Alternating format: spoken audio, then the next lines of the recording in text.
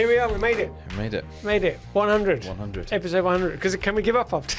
It's going to retire. Everyone's hoping we do. Now, it looks like you've got a little bottle ready to celebrate something on the table. I have. I can't guarantee that this is in date or safe to drink. I found it. We've got a selection of... I've got a feeling this may have been from when we used to run Vantage events. So only 6 or 7 years ago. So if I twist the bottle... Close to the microphone. Not the cork. And try not to get this all over the mic. Hey! That's a good sound. This is where we need all the production studio need to come in now and cheer and clap. So, classy as ever. I can hear the glugging. We've got a lovely... Can we hear a little bit of hissing as well? I think it might be still a bit fizz in it.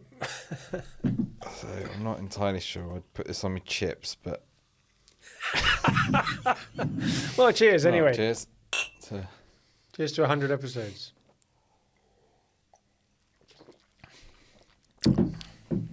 There we go. Yeah. It reminds me a bit of something you might have on Christmas Day that you've dredged up from the back of the cupboard somewhere. Well, anyway, we made it to 100 episodes. 100 episodes. I was thinking, was there anything we would have said back in the day? If we get to 100 episodes, we'll insert. Right, and what did you come up with when you thought about that? Well, the immediate thought I had was, we'll do it naked, but... You could have told me that before I came in. But for those who are watching on YouTube, reassure. we shall spare you there. And for those of you who are quickly thinking about swapping over from Spotify to YouTube, don't. Definitely not. Now I've got my winter jumper on today. Keeping nice and warm. Parking. All right, so I suppose we better do episode 100. Yes. Okay.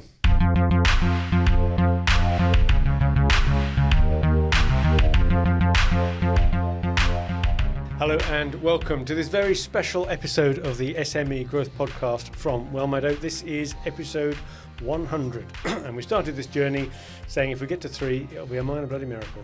we said 20. We thought we'd get to 20, didn't we? 21 I think it is. The stats were if you get to 21 you're in the top 1% of podcasts. So goodness knows what level of the stratosphere that puts us in now. 100 episodes. So Rich is with me as ever, and we've been together for the whole of this journey, with each of us taking the odd week off here and there for guests to come in and take the other one's spot. But we've done most of them together, haven't we? We have. And I have to say, we still get pretty good feedback from it. It's very nice when people... Thank you everybody out there for saying that you're listening in or watching. And Fully clothed. Fully clothed. On YouTube. And the viewing figures are starting to speak for themselves. I remember in the early days, we actually had an episode where we had a cake come in with 1,000 spelt out in numbers on the top because it was our 1,000th listen or view or something. And we were several months in. And then we got up to 1,000 a month. Then we got to 1,000 a week. And now we're up at 1,000 a day. So it's getting there. Someone seems to be passing on the word that we're doing what we're doing. Exactly. So thanks all of you out there who do share the episodes and the links and all that stuff. Nice of you to do so. Thank you. Including our listeners in Russia and Iran. I know you're looking at the geographic split on the old analytics. And they happen to be in the top 10. So yeah, exactly. We thank you. Quite a few in America, Canada as well. And I think it's fair to say that UK is the largest country on the list for representation. It's less than half, isn't it? We're international. Worldwide audience. That's it. We're like the worldwide service almost. Yeah. But like the BBC World Service for business people. For business people. Yeah. Across the globe. Coming to you from the United Kingdom. There you go. We'll have to start translating it soon. No, that's very good. It's very exciting. And as you know, for the last few episodes, we've been talking about getting here, haven't we? And we did say we're going to have a cake. We've let ourselves down a bit there. But I'll go for this rather dodgy old bottle of Prosecco. You managed vintage Prosecco. To dredge up from the back of one of our cupboards. Extra dry. Store cupboards. Tell you, when we get to 200, we'll do a proper celebration. Yeah, maybe we'll keep promising ourselves Veuve Clicquot or something, some Dom Perignon or something. Splash out. I'm sure you've got lots of bottles of that at home in the Buckle cellar. This is taking me back to a park bench when I was about 14. To be fair, so we might stick with the water. Yeah, maybe so. Well, we made an effort. We've opened something, and you got a pop sound. On the microphone. Felt like a sound engineer or something. Very good. So we thought, what we're going to do for episode 100, and we thought we'd do a bit of our best bits, if you like. And back to being fully clothed again. And we're talking about the podcast there, Exactly. not our best bits. So each of Rich and I have chosen 4 clips from somewhere in the last 100 episodes. Yep. And we're just going to sort of reminisce about when we did those. So do you want to go first? Yep. Are we going to go on? Play them more? Well, you can give me a little bit of why have you chosen this clip? Why did this one stick out? So back, it is episode 40, and as regular listeners to this podcast will know, we like to have a little bit of play with AI and see what's happening in terms of new products, new releases, and there was a piece of software that came out by a company called Wonder Dynamics, which was all about putting a sort of digital avatar, robot, alien, whatever you want, over the top of your physical body and then making a video of it. So, for example, you could be running down the street and then you could use this software and put an alien over the top of it and it would be the alien running down the street. So we thought, well, at the time, is this going to... And this would probably be 18 months ago we did this one, episode 40. Yeah, thinking back, yep. So for those of you watching, you'll be able to see... I've actually dredged... This isn't going to work well on radio, is it? This isn't going to work well. It's like a visual guide. But I dredged up the actual clip. Right. So it's for those people who are watching. Okay. You have to describe it like an audio description. So there's me walking across as an alien, sorting the lights out in the podcast studio, and then checking out the camera. And Dave's sitting there opening a can of Clearhead beer. I'm not an alien now. I'm a robot. He's a robot, and as he drinks it, he turns into his human self. And as I drink the Clearhead, my alien self turns back into my human self. Very good. And there we go. Now, we thought that was going to be really quick to produce, didn't we, because of the software. So it turned out it wasn't at all. It took a while. So I think there's another clip that supplements this, but it's interesting just looking back at that episode to pick that clip and to just think, at the time we were saying, is this going to become the norm? Are we going to see loads of these videos appearing everywhere in everybody's marketing where we're all going to be kind of, using this software to mask ourselves? And I'm not sure it's happened. I haven't seen anybody else do it at all. I think AI has taken over in that time. This was probably pre-ChatGPT, pre-Midjourney, pre-Runway, pre-Lambda, all these other, or Llama, or whatever they are. And I think now you can just tell it to make what you want. It was still pretty amazing that it did. And I remember the promo video for that particular piece of software was about filmmakers almost. You could create aliens and robots and zombie attacks just from having ordinary actors and pushes them up. So so that was an interesting one. Good one to remember. The creative side of the podcast. Yeah, it's good. We did a few of those. All right, well, the one that I came up to first, and it still tickles me to think about it this day, is the one that we did on the pitfalls of power. And you referred to the scene in The Sopranos. Oh, yeah.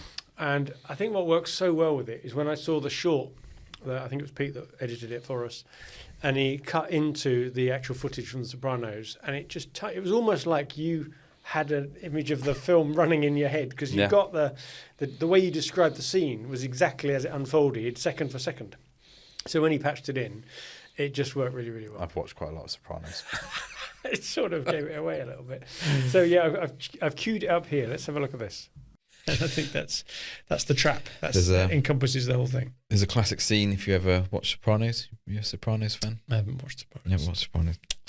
It's a very, not that I'm endorsing mafia or mob behaviour or anything, but it's a very interesting, that's amazing series really, looking at this particular leadership path. And there's a certain scene, and I can't remember which episode it is or which season, but where Tony Soprano tells a joke and the whole room erupts in laughter, and it just kind of, the camera sits on him as he slowly realises that they're only laughing because he's the boss. Yeah. They're not really his friends. They're not really there for him. It's all fake. And so, Well, I suppose the opposite of that is when people lose power, suddenly realise who their friends really were. Yeah. So, yeah. There you go. So that was it. So we'll show the version with the Sopranos scene on that. But I thought it was just a great way of putting the good cultural reference in there, but it just depicted so well what that whole episode was about, really, which is that as you get into positions of power, the whole dynamic with different people changes, and we listed 5 different types of power. And 5 different types of traps you can fall into. So I thought that was a very powerful one. And it's another one of those examples of an episode where we really chose that subject because something cropped up. I think it might have been an HBR article again, which regular listeners will also know we use quite a lot as the input of some of our ideas, don't we? So that was that one. Go on, then what's another one for you then? Well, interesting aside on that, The Sopranos was the first series that was really ever made where where a baddie, for want of a better word, was actually kind of the hero. It's almost like an anti-hero sort of storyline. Yeah. And it was the first show that really ever was done where someone who was in that position of Tony Soprano as head of a mob family was actually, you were almost rooting for him a little bit, even though he was the worst character in there, really. So it was quite interesting as a show, breaking ground, a bit like the SME Growth Podcast. Which I believe is up to 100 episodes. I have heard. Yeah. So the next episode that I've picked that I really enjoyed was when I had a guest on called Darren Palantina, and he gave a kind of masterclass on how to use LinkedIn. And he is a very avid LinkedIn user and is quite outspoken on LinkedIn about various things. Yep. Which in a way was sort of refreshing. It was almost about bringing a new wave of LinkedIn users into LinkedIn, slightly different energy, vibe, so to speak. Some of LinkedIn can get a bit staid. So he had a really interesting kind of thing. So the clip I've got is one of our shorts. So the problem with, not the problem with LinkedIn itself, but I think the problem with the mentality of social media is we've been conditioned by Facebook. You know, you've got 5,000 friends that you never know. Yeah. And people just add connections. And that's the thing. So I think we've grown up with Facebook, but then when you hear about LinkedIn, it's all corporate, it's all business, it's all XYZ. And it's like, yeah, but since like Leah Turner, going back to Leah, she's a great example. She's got a massive business on there, covered in tattoos, tunnels in her ears. She's like, she was a single mum at the time. Yeah. You know, she's done phenomenal. So the platform's almost like evolving as the demographic moves through it. Yeah, like you've got the old boys in suits and they're like, LinkedIn is all like all these people now and the AI and all this, you know, all the new stuff that's coming out, and it's like, that's where we're moving. You know, you got to keep up with it. And people, you know, I've got tattoos, piercings, I've got a big business, you know, my business is running well on LinkedIn. It was quite refreshing, wasn't he? And I remember I wasn't in the day that you recorded that, so I came back and got to see the recording, not having met the man. And it was very refreshing just to see someone take a different take. And actually his business is to support people on LinkedIn, isn't it? Yeah. Come up with new banners and branding. That's change their on LinkedIn branding. But then I've followed him ever since, and he makes a big thing about getting rid of his contacts and cleansing his lists or whatever you call it. Yeah, not just having followers for the sake of followers, when we often talk about vanity metrics and things. There's no point having loads and loads of followers if they're never engaging with your content or never talking to you. So that was a really good one. There was some really good actionable tips that came out of that for people who are listening to be able to say, that's episode 76. But some really good insights into how to use LinkedIn differently, really quite refreshing kind of look of it.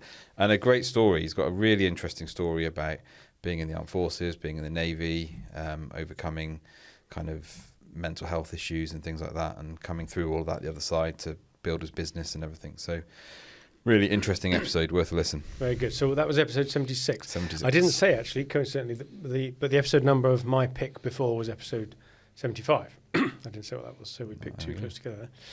Okay, my next one is episode 60. Now, this was with friend of the podcast, Roger Martin-Fagg, friend of the business, really. Now, we've known Roger for many, many years, and he lives down South Henley somewhere.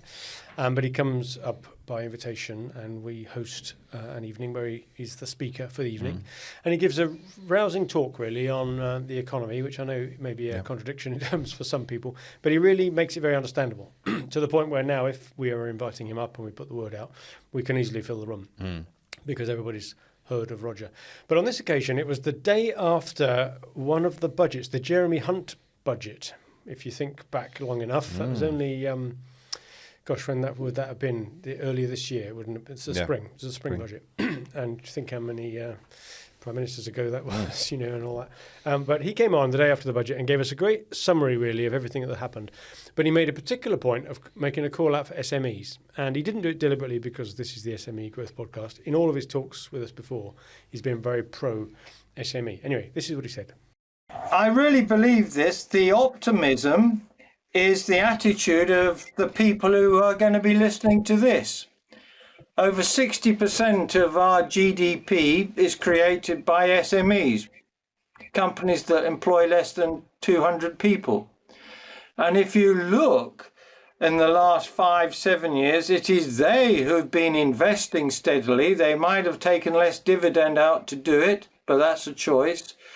In the UK, the investment collapse is government plus big corporates since 2016. It's not SME owners. That's interesting, because we've heard you talk about that before, and I just presumed it was more across the board, that there was this reticence to invest generally. But you're saying it's much bigger sums that are moving that, either the government decisions or PLCs. Yeah. It's as we know, international business can locate anywhere, and there are one or two examples where in biotech they're locating in the UK.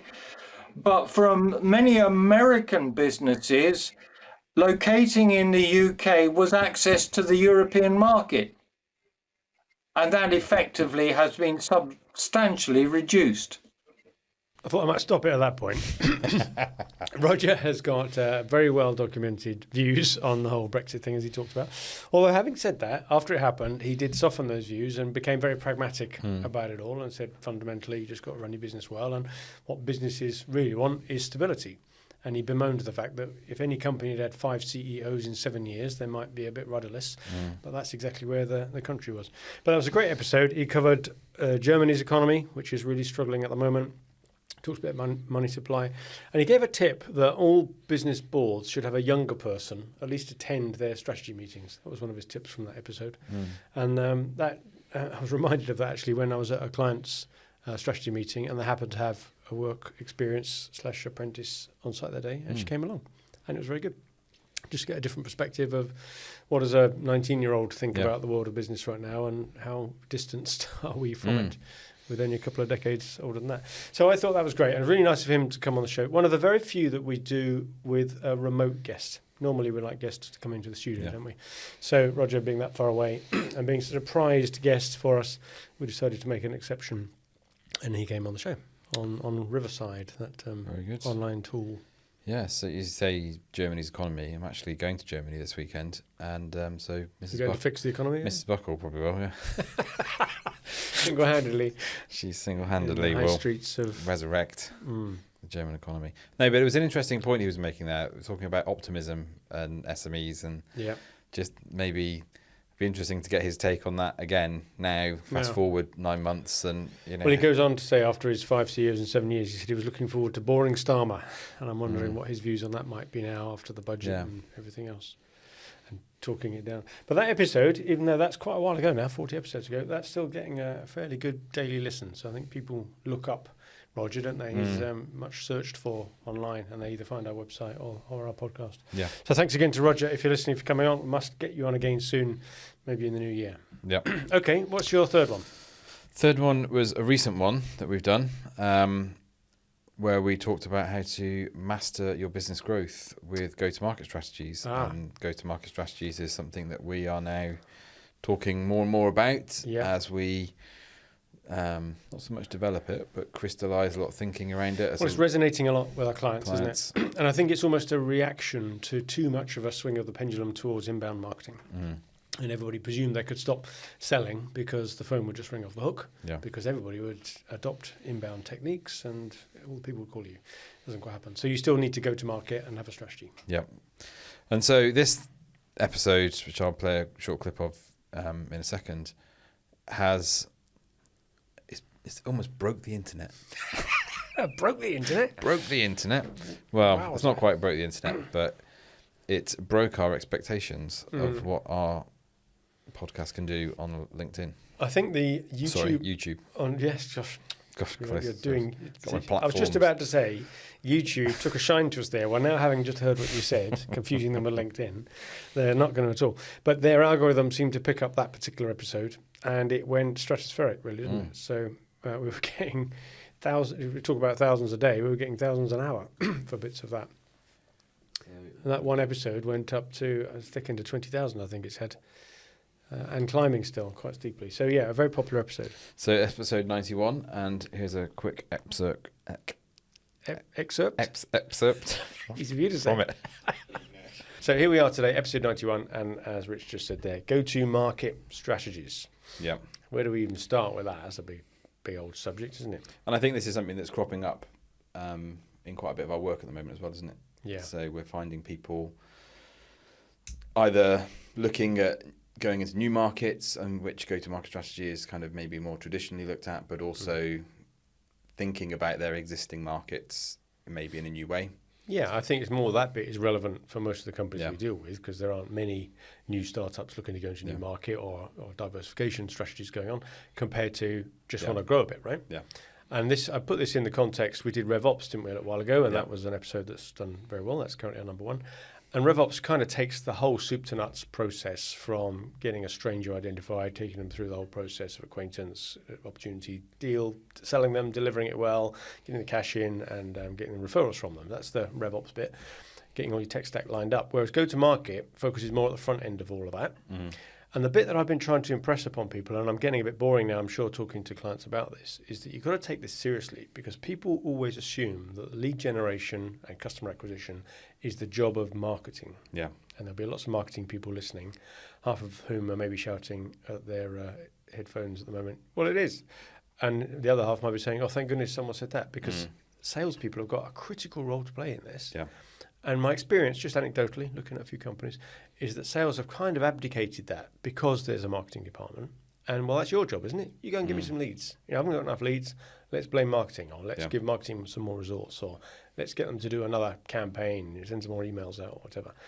And yet salespeople have got an absolutely pivotal role in that, not just advising marketing, the voice of the customer stuff, but doing some stuff as well. Yeah. So that all comes into go-to-market. Some good provocative thoughts there from yourself. Yeah, exactly. And I think that one of the shorts that went out was extolling marketeers to think about more supporting their salespeople, at the same time as extolling salespeople to take some responsibility here for their role to play in lead gen. And I think one of the clips that the editors picked out for one of the shorts was to say that everybody in the business is responsible for marketing, which is something that my friend Andrew from one of my mastermind groups is always saying. And it's true, isn't it? We all somehow create an impression with our customers through the work that we do. And it's a big part of the whole kind of RevOps speak that we talk about more and more, breaking down those silos between marketing, sales, customer service, and actually everybody contributing to the marketing efforts. So which episode was that? That was episode 91. 91. It doesn't need any more promotion because it's going bananas anyway with it being shared around. So that's good. It's quite odd, I have to say, sitting here watching the video of you on one screen and you for life next to it. It's bizarre. It's like an infinity mirror. Is it art representing life? Or It is. And I must admire the where you've chosen clips where you've got a different shirt on in every one of them. Have I? I haven't noticed. I'm very conscious now which shirt you wear on podcast day. You've got to make sure it's something else from the wardrobe. We should surely have a budget. That must be tax deductible, right? Having shirts for podcasting use. It's like business use, yeah. Yeah, I'm sure newsreaders get a wardrobe allowance. Well, right, bring up the tax man. Certain members of our government seem to be able to get wardrobes paid for. It's the style wearing your suits, exactly. So, all right, well, let's raid that particular coffer next then. So good episode, that one. Yeah, it's already doing very well, but it's kind of representative of very much what's in the mood at the moment, isn't it? Zeitgeist. The zeitgeist of our clients. Very good. Okay, well, the next one I picked, going back a bit further now, episode 23, one of my favourites from going back. A golden oldie. A golden oldie. And you know why it was? It was coming up to April the 23rd, 2023. So that's a nice ring about it, which many listeners may know is not St. George's Day, but it's Shakespeare's birthday. And we thought, let's try and do a Shakespeare's theme one. That'll break the internet. I'm sure a lot of our listeners have got that day marked in the calendar. This episode did end with a little bit of a rap versus Shakespeare quoting head to head with the two of us. So anyway, you went with it. All credit to you. And we did a topic which we thought we could try and tie into a Shakespeare theme. And we did the 7 Ages of Man, Shakespeare's monologue from As You Like It, to explain the 7 stages of growth of a company. See what we did there? And it, Clever. Clever, wasn't it? And you were somewhat bowled over, I remember at the beginning, because you had the script in front of you, or the monologue itself, and you were almost reading bits of it for the first time. You thought, hang on a minute, this one sounds like me. It was the justice with his red beard and all that. It's coming back to me, yeah. Exactly.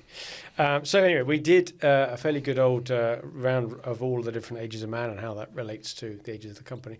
But the bit I thought I'd pick out for the clip to share again is that point where a company goes beyond what we drew as the equivalent of the justice in Shakespeare's monologue of the ages, which is where a company is very accomplished, very established. You've separated chairman and chief exec. You've got departments for everything from HR and legal. You know, it's now a substantial company.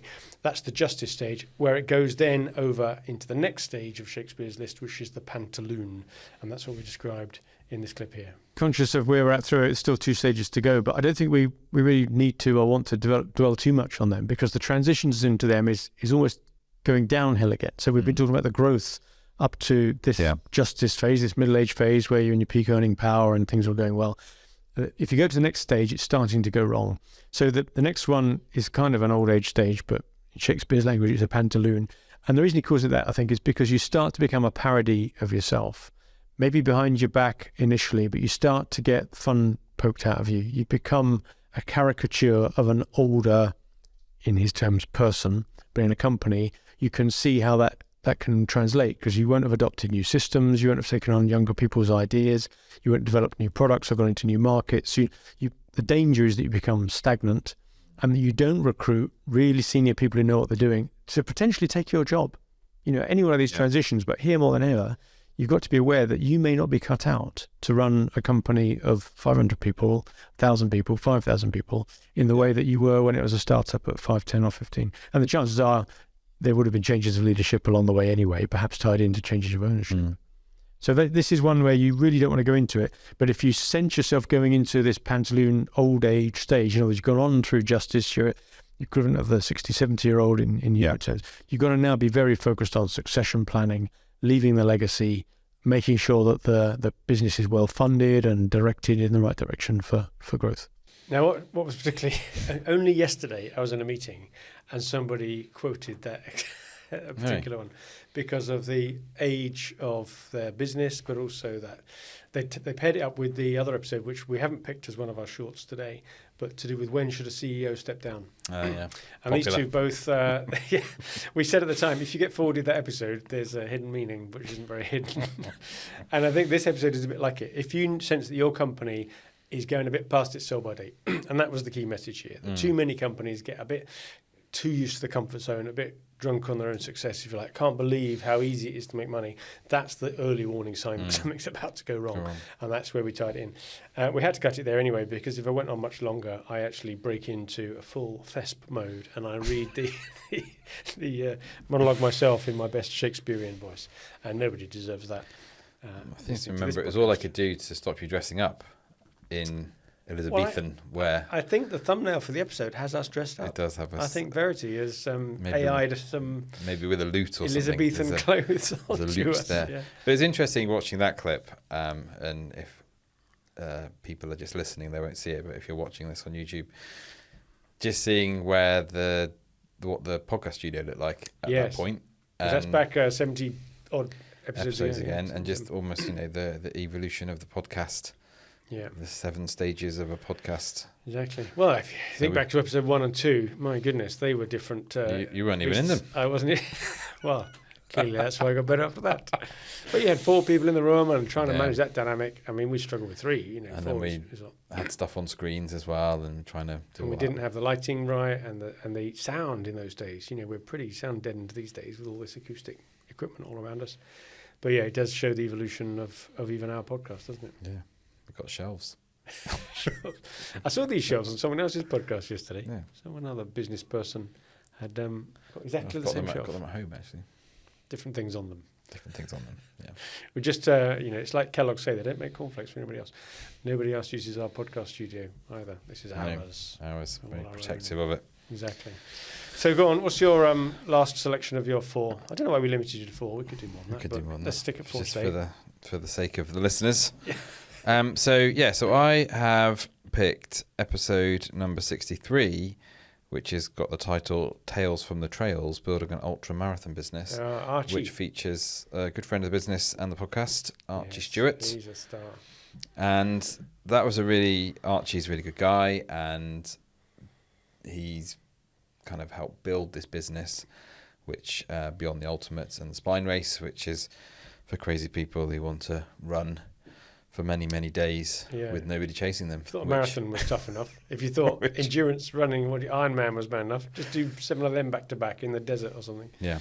Crazy. So it was a great episode where we got to talk to Archie just about his business wisdom, but also really his kind of tale of how he helped take on the business. It had already been set up, he bought in, and then just how that evolved. And I think they took it on just before COVID as well, didn't they? So that presented some challenges. So they had a pretty major health and safety incident as well, didn't they? Yeah. To do with all of that. So here's a quick clip. We'd be on the ultimate side of things, and on the spine that are our natural friends in the industry or competitors. They're offering shorter versions, or one company saying, well, just decide in the morning which checkpoint you want to be inserted at and kind of run to the end type stuff. So they're going for this accessibility, and I absolutely get that. We don't diminish the challenge of the first 46 miles of the Pennine Way, and that came out of COVID. Curiously, the thing that has one of the seeds of growth in spine came out of COVID. We can't run our company for a couple of years. We can do virtual stuff, so let's do virtual spine, and you've got a month to run 263 miles in, or 100. You don't have the safety cover or anything. You're entirely independent. Just doing it on the streets or wherever you can. We were amazed at the uptake of that from our volunteers, who had always said, well, I'll come every year and volunteer, but I'll never run this stuff. And then they were like, well, we'll join the virtual. And one of our team, probably Phil, the co-founder over there, he thought, maybe if we do a shorter race, people will do that. And now it's just,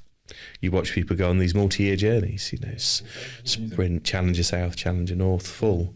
So what hurt us, COVID actually fed a lot of the growth. Yeah. So he talks about building a business up, COVID and everything else all around him, not without its challenges. Yeah, and I think one of the points he made was that actually exposed some other opportunities. So because they were able, I think they did a whole, as he says, a month where you could run the spine race at home on your treadmill, but do it in a month type of thing. That actually opened up a new market for them of people who would never actually go and do the physical event.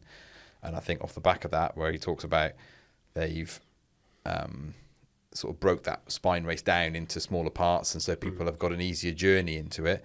That sort of revelation or idea was born out of a situation like COVID that kind of could have crippled a business like that. So it's interesting just to see when you get these challenges thrown up, like a pandemic or things like that, that actually sometimes with the right mindset, you can turn it to your advantage. Well, Archie's certainly got that mindset, hasn't he? He succeeds at anything. And he came up with some startling stuff in there. Even the speed at which they sold the tickets out, was it 400 tickets or something for the spine race, sold in less than a minute or something? Yeah. And 1.3 million, was it, of people that watching the dots on the tracker, on the software, on the line.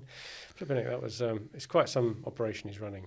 And the other notable thing about that episode was the amazing trailer that we had for him. Which it was really good. You had your hand in, but people did very well on that. Yeah. Great. So if anybody wants a little bit of cinematography wowing, then go and have a look at the trailer for episode 63. 63. Okay, last one then for our best bits of the first 100 from me. Now, this is a bit of an all-time favourite for me. Save the best to last. It's from our good friend Phil Caudle. Now, when Phil came in, episode 22. So once again, right back at the beginning, 3 of us were in the podcast studio. So you can see people walking around behind Phil because he's up against the window before we had all the acoustic work done on the studio. And he was the most disarmingly candid guest I can imagine we'll ever have on our podcast. He was still raw from coming out of a business failure.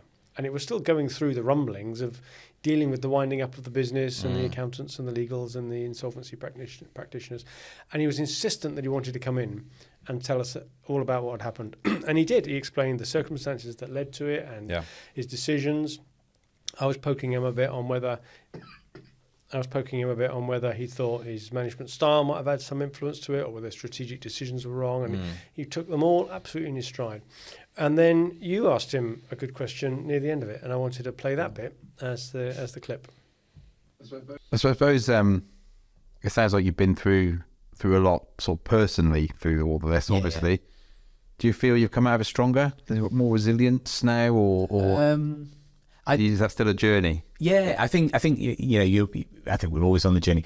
I've always viewed experience like positive or negative. Every day being a learning day, all that sort of all those sort of things.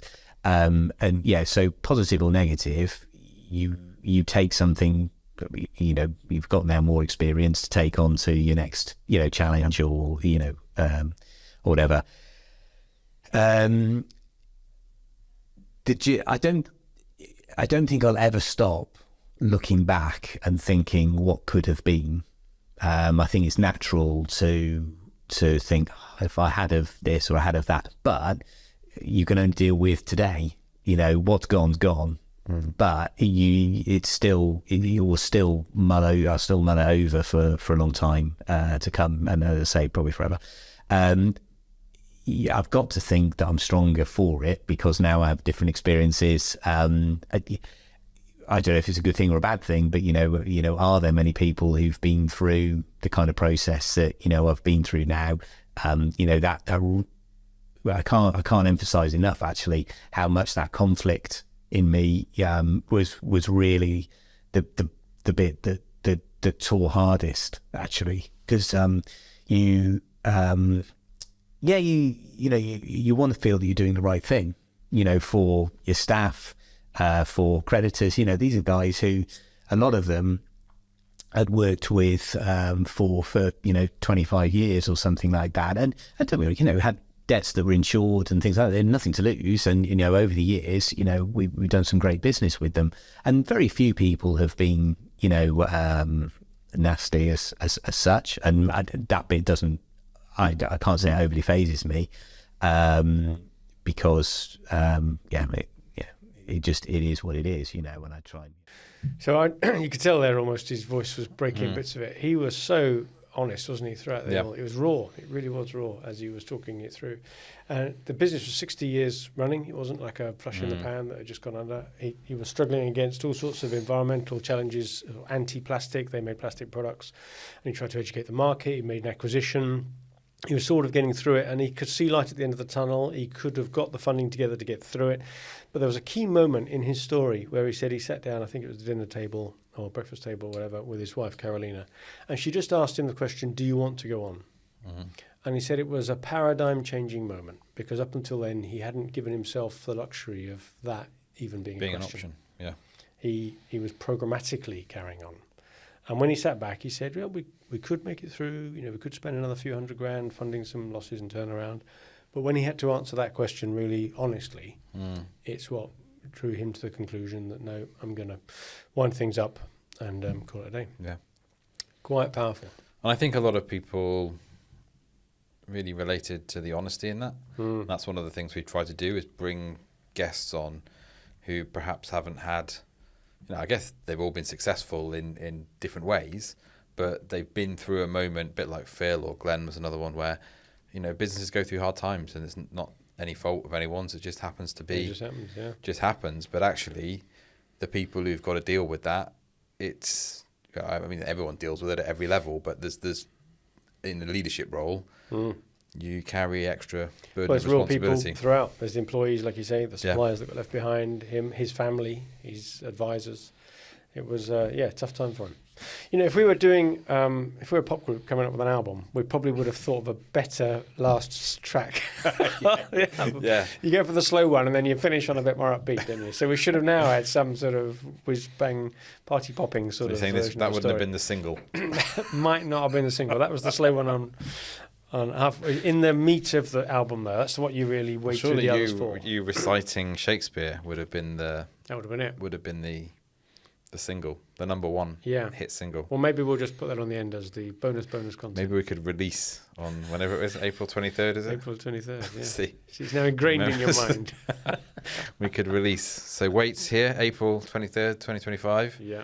There will be another Shakespeare special. A Shakespearean sing-along karaoke. Well, I don't know whether people have made it through to the end of this week's episode. We really did want to make some extra value out of that rather than just sort of rehashing some old material. And it has brought a lot of memories back and thoughts back from me about how our podcast journey has gone on. But some amazing guests we've had along the way. And some great discussions. There's two of us mulling this stuff over, really. And I think it's, I mean, if we wanted to draw some kind of lesson from it, I think there is a certain value in looking back over an achievement, whether it's the first year of a business or 60th year or 100th year or whatever you're doing, and actually looking at the progress you've made, because when you're in it day to day, you don't see it so much. Yeah. And sometimes you just got to step back and say, actually, no, we've moved this further forward than we probably ever imagined that we would. We've done all right. And as Phil said there, you can't dwell on the past. What's gone is gone. Move forward, best foot forward and all that sort of thing. And as Roger said in his clip, it's the almost foolhardy optimism that you get from SMEs that don't make all the highly accurate, calculated decisions about whether to invest or not. They just know in their gut feeling that it's the right thing to do. And they take a very long-term view and just get on with stuff. And I think that's what... Felt it in your waters. Thank you, Doctor. Brilliant. Well, thanks, Rich. Thanks for going through that. Thank you for listening as well, if you have made it through to the end of that podcast, because that was a good little reflection of quite an oeuvre of work that Richard and I have been dedicating ourselves to over the last 2 and a bit years, 100 episodes. We'll be launching into season 3 come the new year, so looking forward to that, and we'll come up with a new bunch of guests and another load of topics for us to share. So please, as you're obviously all doing already, please continue to share what we're doing. Subscribe on either the podcast channels, the Spotifys and Apples and whatnot, or on YouTube, where increasingly we're getting a lot of traffic as well. So thank you very much again for all of your support over the first of our many 100 episodes. And as I always say, good luck with your business.